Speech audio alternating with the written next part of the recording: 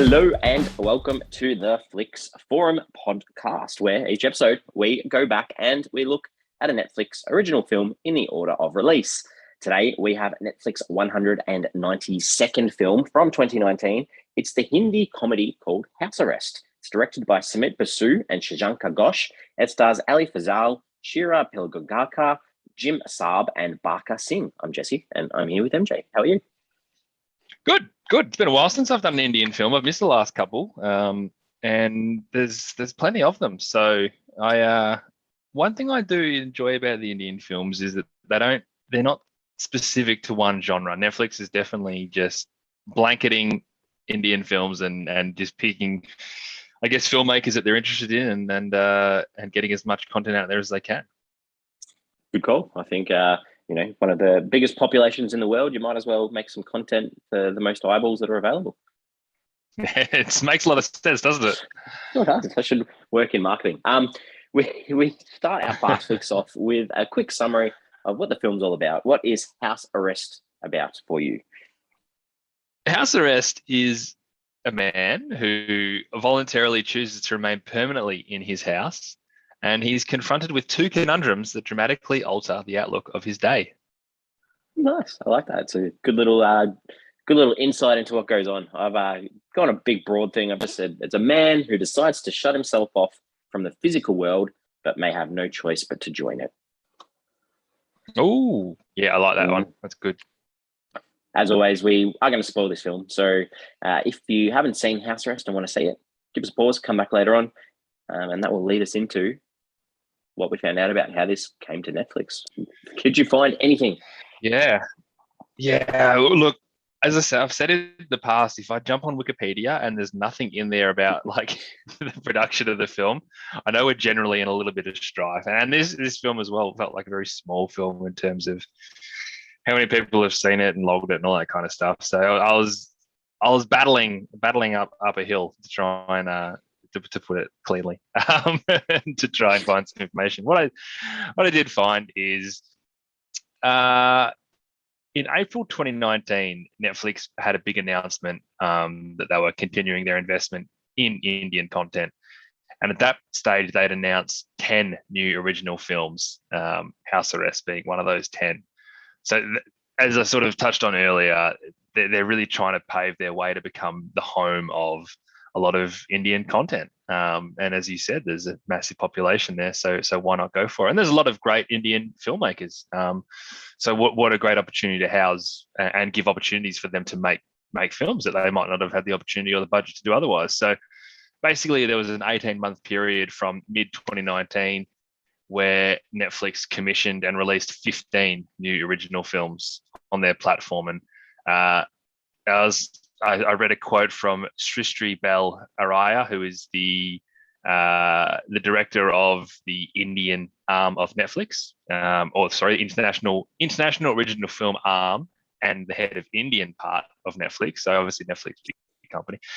And he basically said, we want to be a home for India's finest filmmakers where their stories travel to more people than ever before. And I think India's always been a massive on the scene of making films, particularly Bollywood films are probably the ones that people outside of India have heard of or might have been exposed to. But there's a vast amount of filmmakers out there who are making films that everyone should and could, and we've seen a few doing this podcast that are great movies that we wouldn't have otherwise been exposed to. So Netflix is just a perfect avenue to give them that reach outside of just India. So House Arrest being one of those films that was on that slate.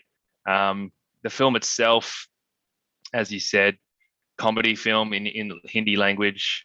We've seen these Hindi films before where they do have a real mixture of English and Hindi, and I guess that's just the way they talk. I can't offer any more guidance on that. The film itself was released on the 15th of November 2019, obviously directly to Netflix. I did find it interesting that the day before the film was released, and I'm not saying this has anything to do with House Arrest specifically, but the news did come out that Netflix India's revenue was up by 700%. Obviously to do with everything I've just spoken about, not because House Arrest came out, but it just goes to show that this growth in the Indian arm of Netflix is really prosperous from a financial perspective as well. Wow, that was excellent. I love listening to that. It was really good context because I didn't really have anything along those lines. So that was interesting to me.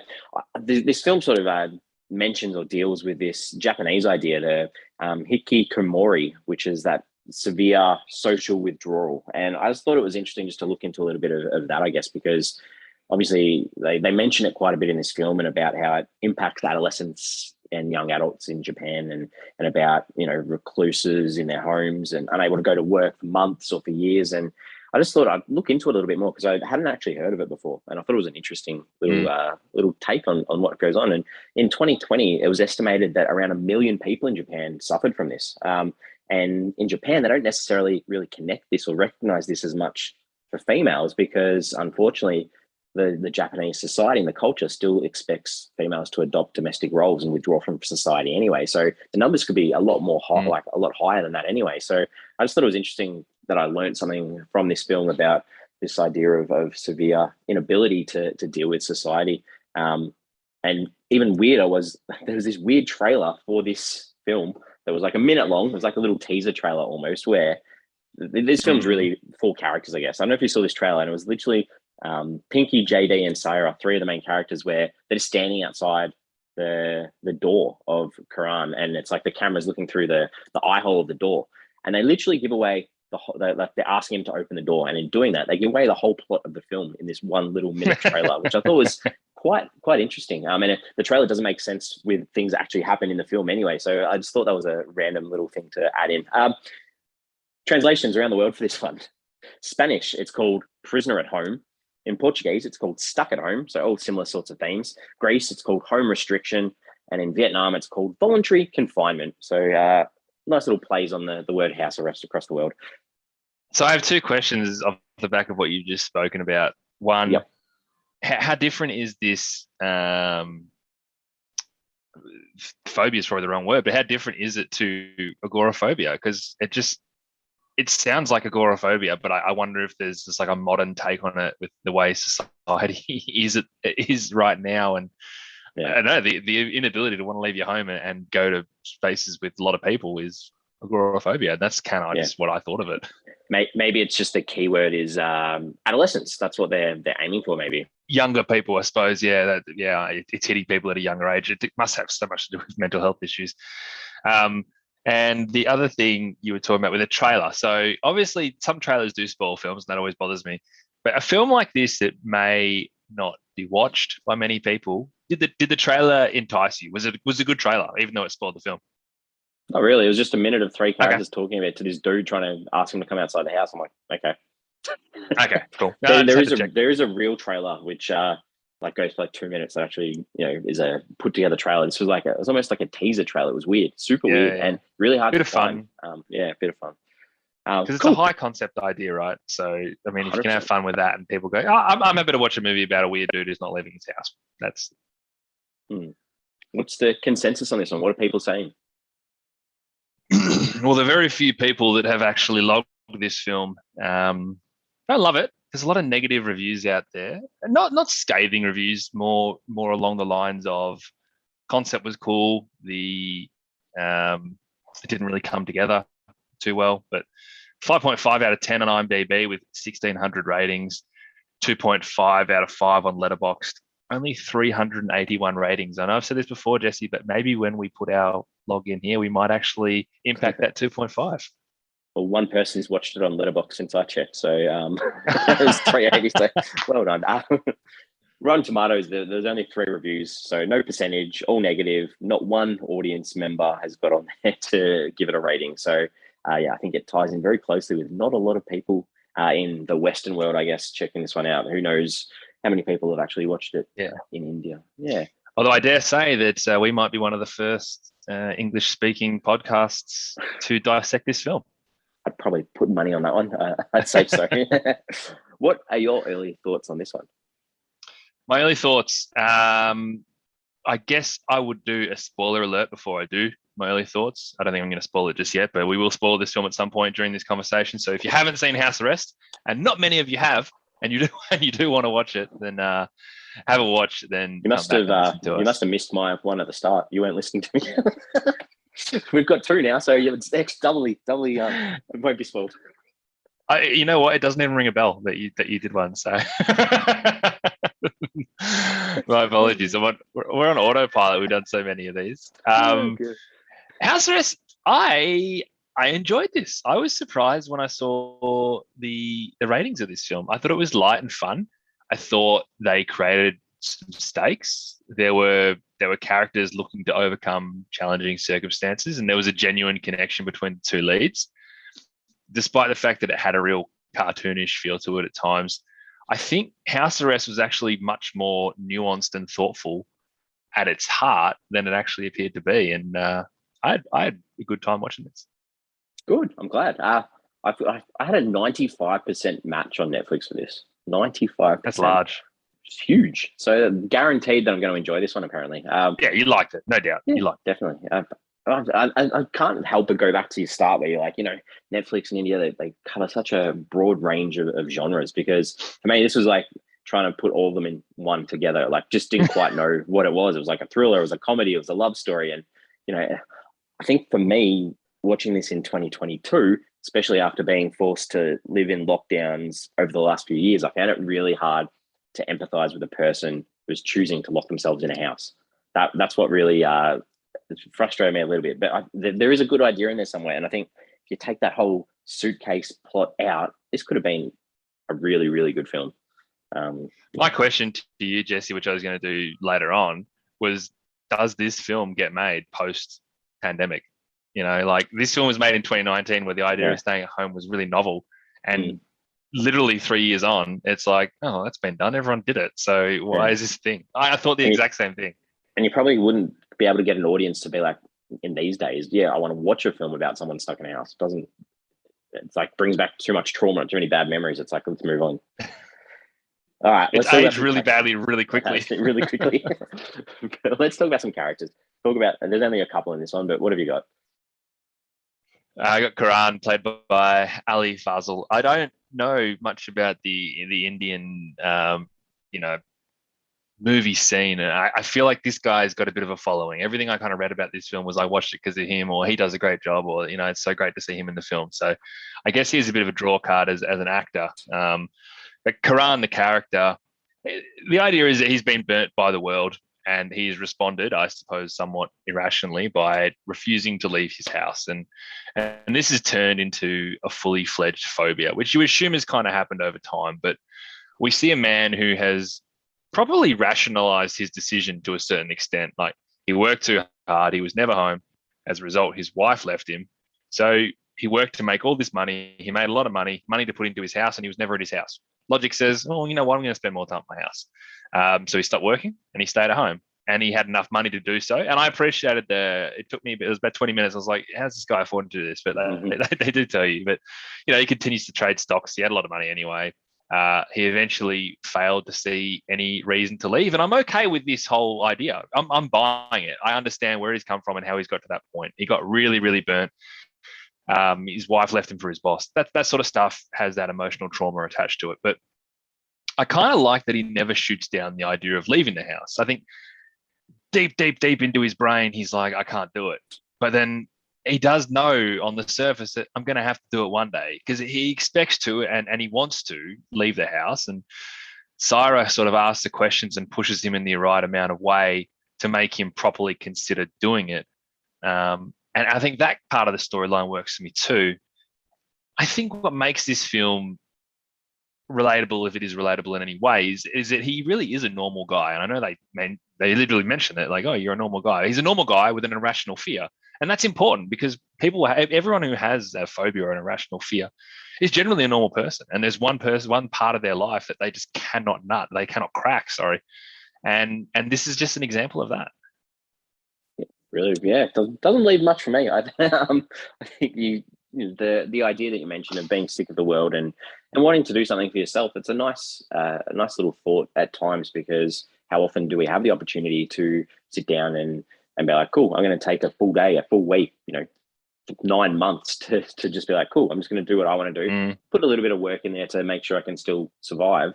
But, he helps out people with driving lessons from the house and things like that, like just these little things that are quite nice. I think there's a little bit of OCD in him as well. I think that sort of they show him cleaning a lot and making sure everything's straight and perfect. And quite funny that the pictures on the wall behind at times were often on angles to sort of further emphasize that. So some good choices in highlighting the character. And I think, as you mentioned too, and this probably leads into Sarah a little bit, that the moments between the two of them were quite good. And I think her ability to get what she could out of him in being there, and him reflecting and being able to sort of adapt and realize himself throughout that, there are some good things outside in the world and outside my door.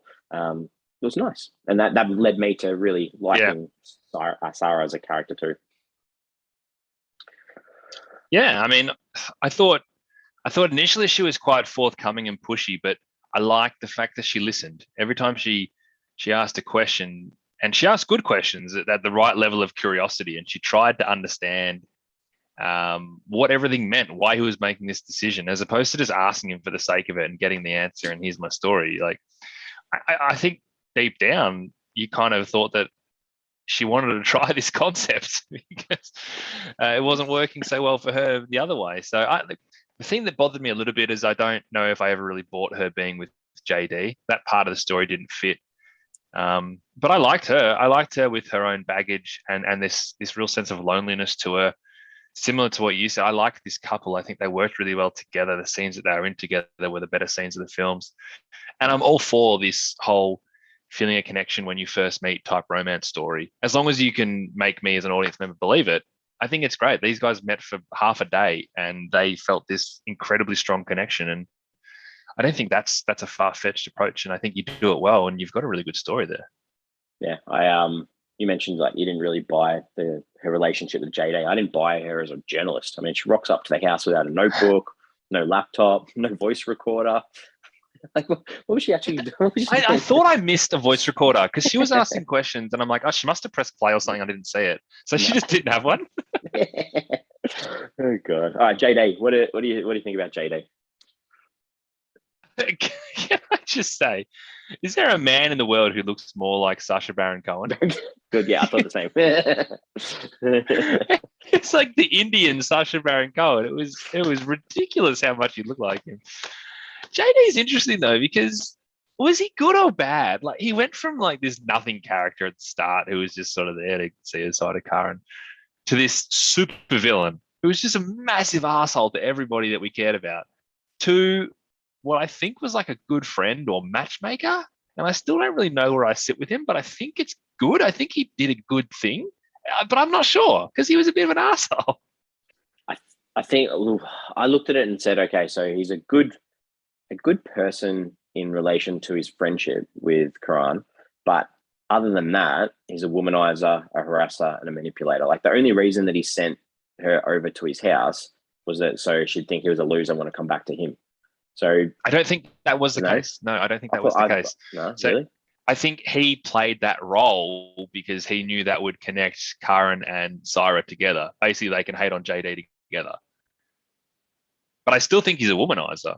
But when he got so angry about the whole, because he basically needed Karen to really admit that he liked Syra. And by doing that, he made himself become like a threat.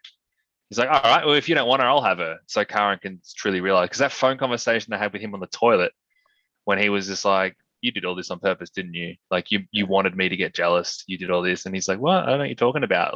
But smirking. That's why that final scene with him kind of worked. But then the damage was so already done for me that he was such a prick. Yeah, I don't know. I didn't like him anyway. I just thought he was, real sleazy. I put Pinky and that's fair. I put Pinky and Rambo together as characters because what a weird thing to see on screen. Like, I haven't seen a combo of characters that I thought was more awkward, that I didn't like, that was just ridiculous and actually was not needed. Like, yeah, I don't know what else to say. Yeah, Pinky was annoying. Everything you said is correct. Her presence is what made this movie seem cartoonish. But I do think that vibe and tone that she and her story brings to the film is what makes the movie jump off the page a little bit more. As in, like, I enjoyed the Kara and Cyrus story, but it's pretty bland without the rest of it. And I don't even know if it gets made unless you've got this tone that it brings, and it doesn't have that tone without her. I agree. There's things about it that just flat out didn't work. But what you said, that you don't think you've ever seen a character or a pairing like this ever on screen before, that's kind of cool. It's something new. Yeah, true. Just a giant and a short little Indian Barbie. That's literally what it was. Oh, God. He was enormous. It was huge. There was outtakes at the end of the, like, as the credits rolled, and he's just like carrying people around. He's so big that ran away. The directors, anything that you could pick up on either of them? Was it Samit Basu wrote the film and then directed it alongside Shashanka Ghosh. So this was Basu's writing and directing debut. So obviously sort of jumped on board the Shashanka Ghosh train to, I guess, have that little bit of stability. So Shashanka Ghosh has directed 4 or 5 features, nominated for a couple of awards. Nothing I've heard of, but obviously a little bit of skin in the game. Yep. Nothing more from me to add. So that leads us into some scenes that we enjoyed. What are some moments in this film that you enjoyed? I thought it had a really good opening montage, basically to set up Karan, his life, what he's doing, how meticulous he is, how clean he is, the ability for him not to leave his house.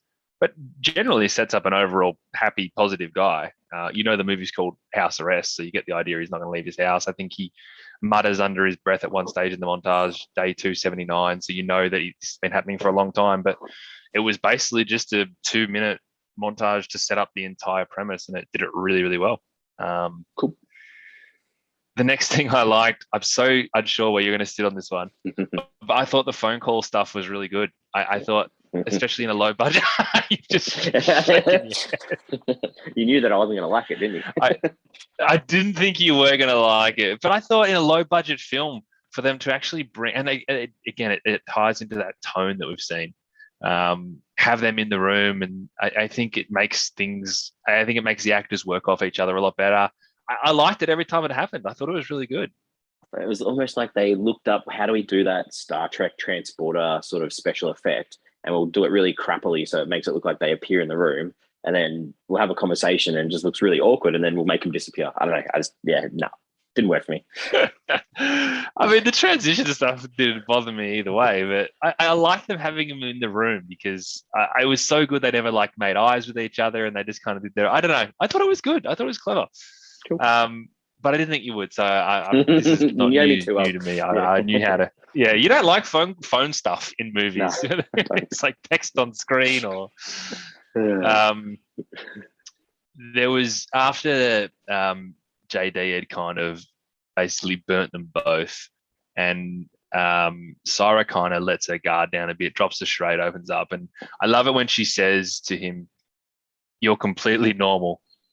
Why don't you go out?" Like, it's just at the crux of everything. She's like, "All right, I've done my research. Everything suggests that you're this normal dude. I cannot figure out why you don't go out." And I just thought it was a really nice moment and a really, really great human question to ask someone. Just really worked for me. I also liked the tennis scene where they were playing the Wii tennis or whatever. I liked the connection between these two characters, but I also liked how they were bringing her into the room with the suitcase. I kind of was always wondering how that was going to happen, and it happened really organically. And it was just fun. It was funny watching him trying to get in there and close the suitcase without her realizing. They both actually had really nice tennis strokes. It didn't look silly. That sort of stuff's all gotta scraping the barrel to find things that you like in this. Jeez, good tennis stroke. Hey, but these guys, if it looked bad, you'd notice it. So I think you've got to call it out. And the last thing I liked, which I think we're still a bit unsure about, was the scene where JD calls up when he's sitting on the toilet and he says like, "Oh, I'm at this club" or whatever, which is, so he's lying. And that's when you realize that his intention was to actually get these two people together. And I kind of wasn't expecting to be to feel any sort of twist in this film. I didn't think this film was going to be clever enough to get me, but it got me there. I wasn't expecting JD to actually come through with the goods for his mate. And it was kind of, and it made me really confused about him as a character, but I liked the scene. Yeah, it means his whole character meant nothing. I think what you said was good though. He's a good friend, but he's still a terrible man person, in terms of the way he treats women. But he's a good mate. True. Good. For me, I mentioned this, I guess, in passing already, but most of the scenes between Karan and Sarah getting to know each other, I just enjoyed. I just enjoyed the conversations between them, getting to know each other, and especially the scene where Karan talks about his ex-wife and how that happened, and linking it into Sarah not trusting people. I just really thought that was a nice moment between the two. And the other thing, I really like the end. I think just showing that we've spent an hour and a half with a character locked inside a house, and the one thing that he's going to leave that house for, and him leaving and chasing for that, was just really nice. Yeah, that's fair. What didn't you like in this one? I didn't like that there was that storage closet in his house that had some cardboard boxes in it, but there was always like heaps of room there for the suitcase. Like always, every time I saw it, and they'd like push the suitcase in and pretend like they were pushing against things, but like there was always room in there. Like take another 10 minutes to get like a few more boxes and put them in there so it's actually cluttered. I thought that was sloppy. So if I'm gonna say that the tennis strokes look good, I've got to call out this as well. Yeah. I'm the same. I really loved the connection between Karen and Sarah, and I love the dialogue a lot of them had, a lot of the times they had with each other. I wonder if it bothered me they lost a little bit of chemistry, I thought, in that sex scene. When she sort of says, "Do you remember the basics? I'll let you Google." It just felt a bit off for me. But I also think I'm clutching at straws a little bit to find things I didn't like. And then for me, the end was really jerky. Not the final scene that you spoke about. The scene when Pinky and Rambo come in and basically cause chaos. But the idea of like Pinky just like wanted to kill Karen, Rambo just says love, and it kind of changes the course of everything. And then it was weird that Pinky was the voice of reason for Karan to leave. Obviously, Sarah was the reason that he left, but when she was like, "Oh, go get him," I was like, Pinky's not the one that should be convincing you. That whole thing was just kind of a bit funky and a bit messy, and it kind of is the reason why this film didn't really elevate for me. Good, yeah. I'll lead into that and just say any scene that she was in, I hated any scene that she was in. So I just think the over-sexualization of her and like her offering herself to look after like this body in a bag, it just didn't sit right. It didn't sit right at all. Like if you've got your standover man, you use him as the forcing point to be like, cool, you have no choice. I don't need to give you anything. I've got a big tall dude that's going to beat the living daylights out of you if you don't take this bag. And then there's like the scene with her dancing at the wedding that was just ridiculous and out of control and didn't add anything to this film. I think you got to see Rambo dance. Yeah, true. Hilarious. The eggplant falling like out of the bag and then him trying to retrieve it with a vacuum. Like it just wasn't funny. I know it was trying to land for a laugh. It wasn't funny. Stupid. I don't think it was funny. I think it was more trying to highlight the extent of where he's at with his phobia. You mentioned it already that we had an excellent montage at the start that already told us that, so we didn't need it. True. Fire hydrant. There just happens to be a fire hydrant lying in the middle of the floor in a house that you can use to knock someone out. Like it was just lame. Sarah rocks up at Karan's place, and his front door just happened to be open, and just walked in. It was just open. I didn't get it. every other person rings that doorbell, and that doorbell goes off all the time, and she just like opened the door, and, like snuck in. But she was knocking for ages, wasn't she? But then the door just opened. He didn't even open it for her. Yeah, but my front door's not locked when I'm home. Really? I'm like this dude. I get my door locked all the time. Not when I'm home. No, the door's open. God. All right. Unlocked. It's not open, but it's unlocked. Unlocked. That's crazy. Last one. Sarah's story about Japan, and then like this guy holding pink panties and wagging it as a flagpole just to get pigeons to fly. What a useless story. What a useless story. Yeah, I'm done. You haven't held back. No. What are some themes and some ideas in this one that you enjoyed? Obviously, a big theme is agoraphobia, is what I've called it. There are films about agoraphobia. This is a film, if anyone asks you, it's about agoraphobia. What I loved about this theme that they've discussed here is the idea of work-life balance. I don't think we see enough movies where the premise of the film is discussing work-life balance, and I think that's really important. And whilst this concept has aged a little bit due to the last couple of years being locked down basically all across the world, I'd love to see more films that really focus on work-life balance without having to be such a downer, without having to be such a, I worked myself to the brink and now I'm utterly depressed and considering suicide. You get those really dark films that do it. I think I like the idea that they tried to do a light story about work-life balance. And I'm very passionate about work-life balance. I think it's something that should be discussed more and people should take a lot more care in the way that they approach it. So I appreciated that it was a core theme of this film. And then finally, the idea of public perceptions and public pressures. Everyone was just so interested in getting this man out of his house. And I know there was a level of people who cared about him wanting to do it, but everyone else just thought it was a novelty. And it's like, why care about this guy? He's made a decision. He seems to be completely sane and happy with it, and you do you kind of thing. Excellent. Yeah. I guess it leads in a little bit like the world can be a bad place with people in your workplace betraying you, with your or not your family, but your partners betraying you, your best friends not being there for you when you need them. And then men, I guess, in general, and their poor behavior through JD, like the way he treated Siren was pretty ordinary. Just even the phone conversations, like it was just gross. Like strangers too. Can you trust a stranger? Could you just open your house to some random that you've never met before and be like, cool, let's get to know each other when I haven't left the home in so long? And I think that's a little bit of a good commentary too on a little bit of love. I know it's like a little bit of a blatant thing, but that they sort of throw through Rambo. But it was nice to see. Like I felt like they could fall in love, these two. And the last thing too, like you've already touched on stuff, but the urban isolation too, like the addictions to technology, like phones connecting to the world. This is something that I've seen in a lot of the Netflix Indian films. Like she was constantly on her phone in this as well. And I know that a lot of the texts were coming through from JD, but at the same time, like how do you stay connected if you are locked down, if you're trapped somewhere? So yeah, good. It's actually so relatable though, because even if you wanted to have a proper look at what society is doing right now, everyone's spending 80% of their time on their phone. Like even recently, I've put a block on how much social media I can use when my phone tells me to stop. And there's the other day it was like 3:00 and it's like you got 5 minutes left for the whole day, and I'm like, that's just shocking that I was on there for that long. Like we don't even realize it half the time.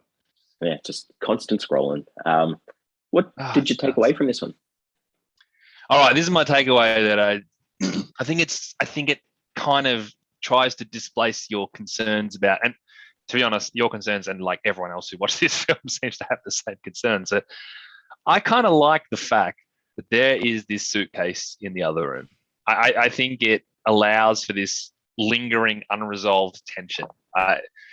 The idea that something can go wrong at any time. And whilst I'm still stuck in and I'm enjoying this conversational story between Karan and Syra, I know that like something's going to happen or something's going to go wrong. And I think this movie really, really needed it. And I'm as much a sucker for dialogue movies as anybody. But I think this movie took itself out a little bit by adding that in. And I thought that was really important, because every now and then I'd forget about it. Like, I forgot there's a suitcase in the other room. Something's going to happen with that suitcase. It's not going to end well. And that little bit of tension made the film better than what it could have been. I really like your take on it. I think that, like, yeah, definitely. I think that it did create that that tension that you did feel concerned. But for me, I think like I would have felt more tension in his inability to interact with or step outside because I think it was disappointing that the thing or the whole thing or the whole idea about this film is a guy with a serious mental condition, and it's barely addressed really. Like they don't really go into the depths of the details of it or show some more insight into it. Like, yeah, we get a passing comment about, you know, his family wanting to leave the house. Well, what why isn't he willing to go spend time with his family? Why doesn't he have his family over? He might be happy to stay in his house, but why don't they come over? Like things like that, just a little bit more of a touch on that, I guess. You're right. That's a really good point. I mean, I know this film markets itself as being a quirky comedy, but there is a level of responsibility when dealing with something like this. Yeah. Did you go onto IMDb to look anyone up? I genuinely had to go on to make sure this wasn't actually Sacha Baron Cohen in character. Like, he looked so much like him. Obviously, it wasn't. But I don't often jump on in the Indian films because I don't recognize a lot of the cast, but I still jumped on. Fair. All right. Did you have any questions that you wanted to ask? The only one I had was whether, and I don't know if you answered it, but do you reckon this movie gets made post-COVID? No, I don't think so. No, it's too. It doesn't. Too real. Yeah, it's too. It's not like a unique story anymore. Yeah, exactly. I got two. So if you bubble wrap someone, stuff their mouth with plastic, and then give them sleeping pills before locking them in an enclosed space, surely they die. Yeah, look, this guy. I mean, he had several concussions on the back of that as well. I don't know what Rambo did to him, but it wouldn't have been light. Some brain hemorrhages. Or what's going on? Yeah, this guy's in a bit of strife. Is it? Did he kill him? No, he didn't kill him in the end, did he? No, he didn't let him go. He's going to work for him now. Yeah, that's it. The last one, and I think I've got an answer for this, but why does Karan keep getting deliveries to his place that aren't his? I think that's the gag. That's like, it's not clear what floor he's on, right? Okay. I just thought maybe it was like a little bit of a comment on like the density of the living area in India and like how they keep showing the shots. And one of his pastimes is observing all the people that live around him and stuff. That was, I don't know. But yeah, if that's a gag, then sure, take it. All right. We are ready to finish this one off. What are your final thoughts for this one? I think the mix between the cartoonish crime cartel shenanigans mixed in with the story of two people who are lost and finding a connection together was a really tough balance, and a balance that I think worked basically up until the finale, where it kind of got a bit derailed. But regardless, I was generally into this film. I was okay with the childish humor because I was into the main character and his story, and in a weird way, it all kind of came together pretty nicely. I'm giving it a 3. I was very close to giving it a 3.5. Wow. Yeah, I enjoyed this movie. Good. I'm glad. Excellent. Yeah. I mean, like for me, like I've sort of touched on this, but the focus for this picture should have been on a man who struggles with a world that's let him down, and how putting some trust in a person, falling in love, and wanting to be with that person breaks that depression and can be redeeming.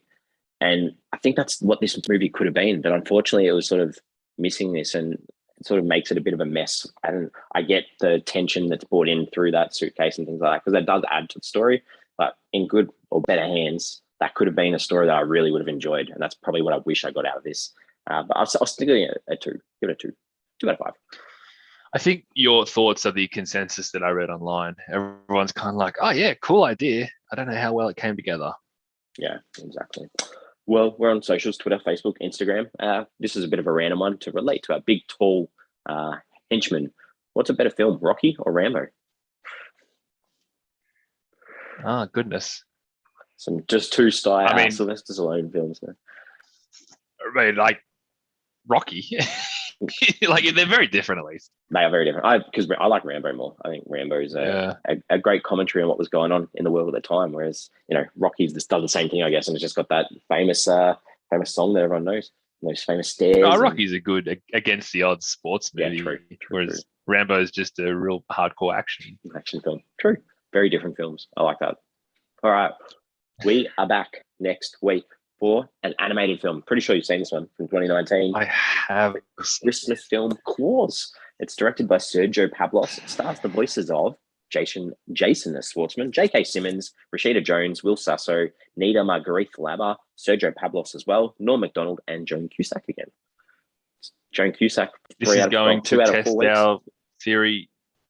That's true. It's going to add 2 Christmas films, actually. This is going to test our theory again about watching Christmas films outside of Christmas, because I have seen this film. Obviously, I saw it at Christmas time. It'll be interesting to rewatch it in the middle of the year. Good. I haven't seen. I've always wanted to see it, but I haven't. So I've sat on it, which would be nice to actually see. Probably only our second animated film out of nearly 200. Goodness, I never thought of that. I think possibly we did the Japanese one, Blam. Blam. I think that's about it. Yeah. Wow. Yeah, it's good.